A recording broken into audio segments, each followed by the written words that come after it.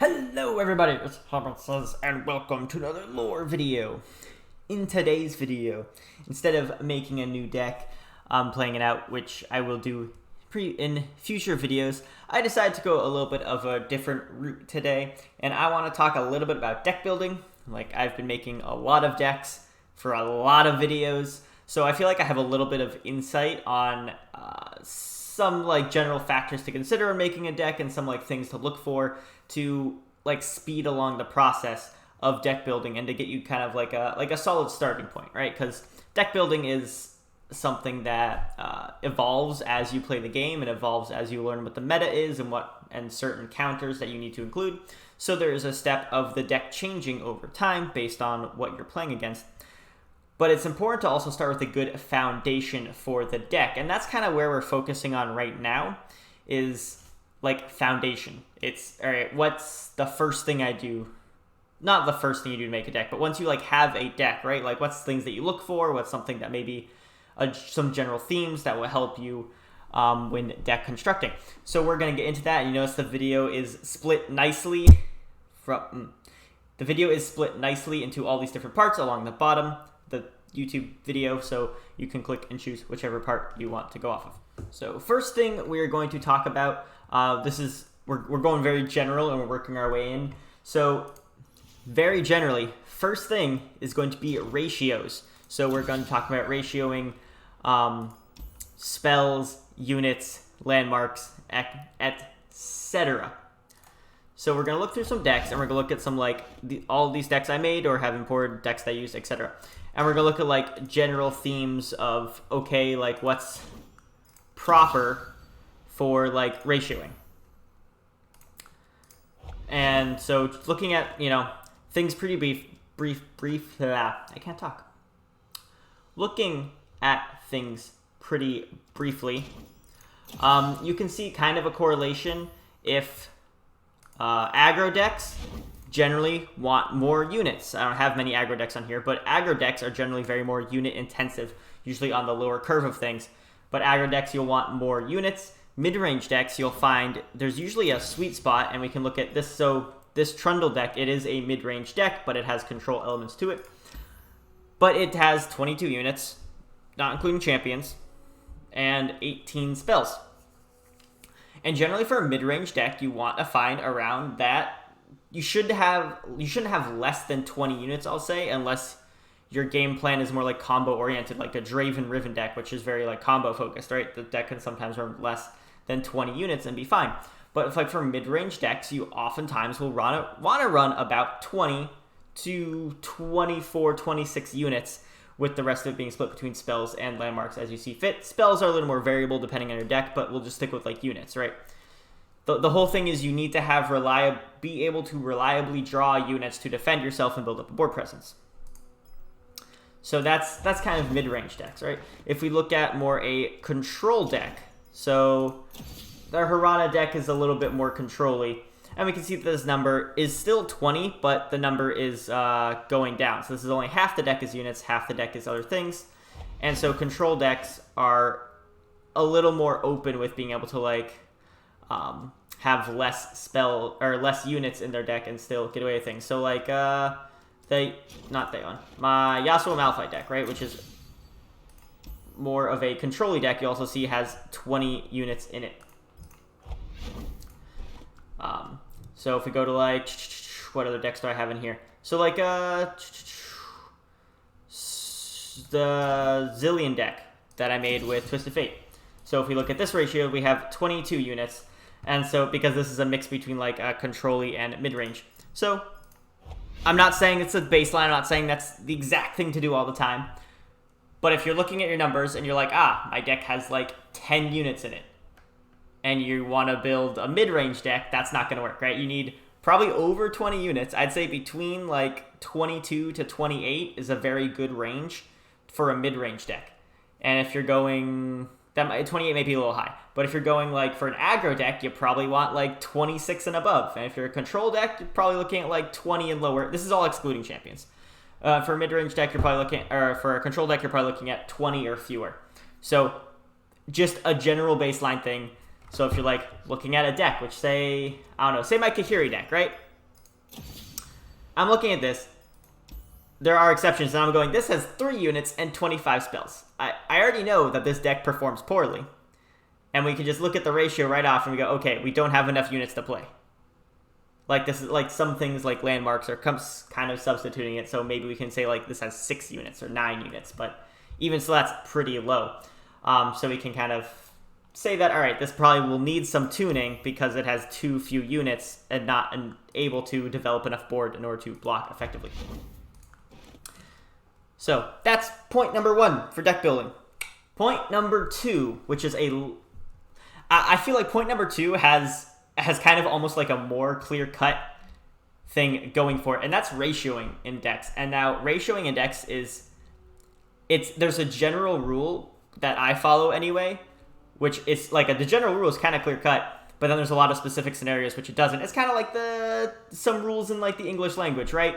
Like they're general and they apply to like maybe 60% of cases, and then the other 40% don't follow the rule at all. Kind of the same thing with ratioing. So we'll take a deck and we'll look at ratioing. So like Azir Aurelia. Sure. Everyone knows this deck, right? We'll look at ratioing. This was, by the way, my deck I made before the Azir Aurelia actually popped off and became meta. Like I made this deck literally the first day of the expansion. So don't at me if the things seem off. But if we're looking at ratios, an important thing to note is when thinking of ratios, a 3 of is a card that you will always want to draw in almost every game, and you are perfectly fine with having 2 of in your hand. If you have something as a 2 of, then you want to draw in most games, but you don't really want 2 of in your hand. 2 of will be clunky. All right, cool, can follow that. If you have a 1 of is something that you want only for specific scenarios. And you obviously don't want to draw any more than 1. So if I'm looking at this deck, so this deck I made, let's look at actually a different deck. That's kind of an awkward example because I didn't really refine it. So I'll go back to like my Twisted Fate Zillion deck, right? Because I spent a lot of time refining this deck.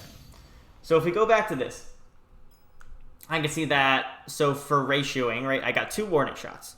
So I have 2 warning shots in here.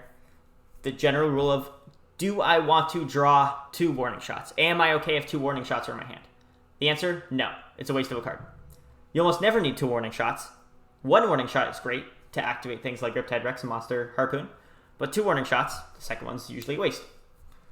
And then we go, okay, down to Dunekeeper. I also have it as a 2 of. Why? Because I don't want 2 of these in my hand. I'm perfectly fine with drawing 1. They're a good chump blocker, but I think the other card slot could be used more effectively. Pool Sharks. I want a 3 of. I'm perfectly fine having multiple of these. Pool Sharks refill themselves through card draw. Fine with that. Shape Stone. Really, really strong card, and having multiple of them can save you in a lot of situations. Ancient Hourglass. A 2 of. 1 Ancient Hourglass does the job. 2 Ancient Hourglasses are kind of like, again, it's that same thing of 2 of these cards is a waste. I'd rather have a different card and having more options in my hand. And we got Bone Skewer, I put as a 1 of because it is niche. It is a generally useful card. So 1-offs are generally very useful cards, but they're only like really useful in certain situations, and in other situations they're just kind of eh. So Bone Skewer is like really good against like Deep, for instance, but it kind of falls flat against other matchups. So we have it as a 1 of, as a situational card. And so we can like see the 3 ofs, the Fortune Croakers, the Perseverums, because, you know, multiple Perseverums, sure, more card draw. Fortune Croakers, more units and more card draw. Hunter, really good card. Like, things follow that general notion of like 2 of and 3 of. And in this deck, I generally have more 2 ofs than I would normally put in, and that's simply because we have so much draw in this deck that you're like guaranteed to get one of your 2 ofs. So that helps with that as well. So let's look at like one. I'll take a look at like one other deck that I'm using my decks only for this, because this is the way that I think about things, and I am going with decks that I have like fleshed out, and feel like are very good representations of what I can deck build. So the TF Zillion is one of them, and the Talia Malphite deck is another one. So look back at these ratios, and I can run you through like some of the steps involved, like Ancient Hourglass is a one of, because it's very situational but can be very helpful. In most games, you probably won't want to use it. Or if you do want to use it, it won't be like a super optimal use. Blue Sentinel is a very good card. Two of them, fine. Great. Love to have it. Like Hush, you often need one Hush. If you save your Hush for like a great scenario for it, then like 2 of them doesn't really matter. Zenith Blade draws into other Zenith Blades, so we definitely, even if we might want like 3 Zenith Blades, because we were like, having 2 on our hand isn't bad. Yeah, but they draw into each other, so you don't even need 3. A one-off of Ground Slam, like that's, again, situational card, can be useful, but I don't want to draw it all the time. Same with Rite of Negation, but like I do want to draw Stonebreakers consistently, but I don't want multiple Stonebreakers because they're a very expensive card that requires other conditions, so I'd rather have other cards to fill the condition. And so just general things to think about when building your deck and when thinking of ratioing. So that's my little rant on ratios. Let's get to the next point. So the third point I want to talk about is card inclusion in decks. And something like specifically that I want to address is when people look at regions, like say Shadow Isles, right? And they look at, oh, this card's really good, so I should include it in my deck because it's really good. Like, say, like, you know, Glimpse Beyond. Like, this is a very good card. This is like a staple card of almost every Shadow Isles deck. I say almost every, because if your deck doesn't run a lot of units, or units that are okay with dying, you don't want to run Glimpse Beyond. And it seems like a very simple thing off the top of your head. You're like, if things don't like dying, or if I don't have a lot of units, why am I running Glimpse Beyond? And it's just people get in this habit of going, oh, this card is really good. This card is seen in many, many decks in this region, and therefore I should run a full set of it. And no, you should run cards that are good and synergize well with your deck. Like, for instance, Frenzied Skitterer. I think this is a super strong card in Shadow Isles. Very, very strong. But I'd only run it in decks that like have Fearsomes or Spider allies, because that effect more so directly applies to them and doesn't impact as much in other ways. Like Doombeast. Doombeast doesn't have to be run. It's a very strong card. It's run in burn decks. It's run in Nightfall decks. But it doesn't have to be run in every deck. If you're making a Callista like Matron Cythria deck, why are you running Doombeast? Like, it doesn't synergize well. Doombeast is like, I'm gonna hit you with a slow burn, or I'm trying to heal myself kind of card. It's like, can be used as a finisher with a drain 2. You can use it like some other copying effects on it. But it's like, you don't want it if your game plan is to fill up your board with powerful units. A 3-mana 3/2 is not what you need. And you can see that with, so let's look at another region besides Shadow Isles. Let's go with like, I don't know, Targon. Right? Some Targon decks, you don't want to run like Guiding Touch. You might not even run 3 Pale Cascade. If you're playing in a lot of Demacia Targon, most people don't run any Pale Cascade. It is a very good card. It's like a staple card for Targon. In a lot of Targon decks, they run it, but you have to realize, with your specific region combination, does this card make sense? And the only reason why Pale Cascade doesn't make sense in Targon Demacia is because Sharpsight is just a better version than it. Similarly, Mountain Goat, very, very strong 2-drop in almost every Targon deck. But if you're also running cards like a 3 of Blue Sentinel and a 3 of like, say for Talia Malphite, right?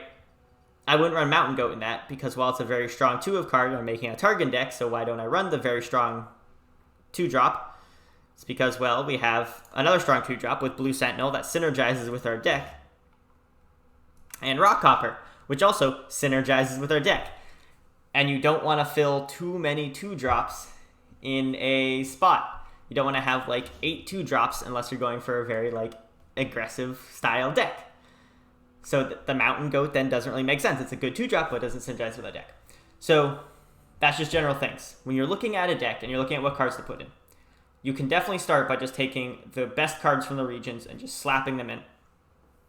But you really should look at is what your deck is trying to do, And does this card, while good, does it fit what your deck is trying to do?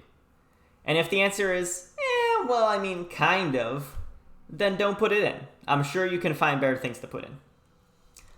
I will say the one exception to this are like Mountain Goat and Pale Cascade and things like that are good cards. They're not broken cards, they're just good, solid cards. The exception, I would say, to that rule I just gave, which if they don't really synergize super well with your deck, why include them, is OP cards. OP cards like Merciless Hunter, which is super overstated for what it is. And if you're playing any Shurima deck, you run 3 of these. This card is kind of aggro, but also kind of control. It's super versatile, and even if you're not playing a mid-range deck, you don't really care about big units, you're still going to play 3 of these just because of how good the card is. So unless a card is really broken, think about whether it synergizes with your deck before just slapping it in. I'm sorry if any of these are very vague and you're listening to me like, what is he talking about? This is so general. Deck building is very general. It's, I like to try and consolidate things. I like to kind of tell you my mental process of when I'm thinking about decks. But deck building is a very general process, and there's a lot of steps that go into it. I think Swim said he wanted to make a deck building guide series, but it'd be 30 videos long or something, because there's so much that goes into it, and there's a lot of things that aren't necessarily said that people still think when they're building decks.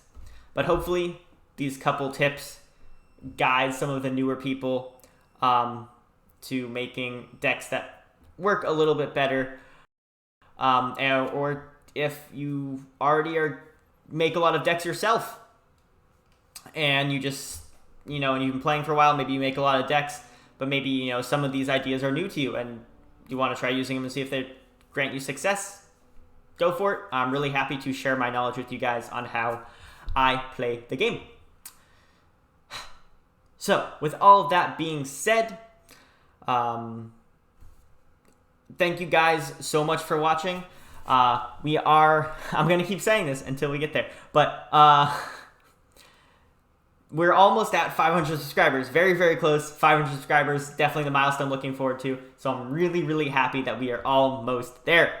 So, keep your comments and stuff coming with what you guys want me to do, what you're looking forward to, etc.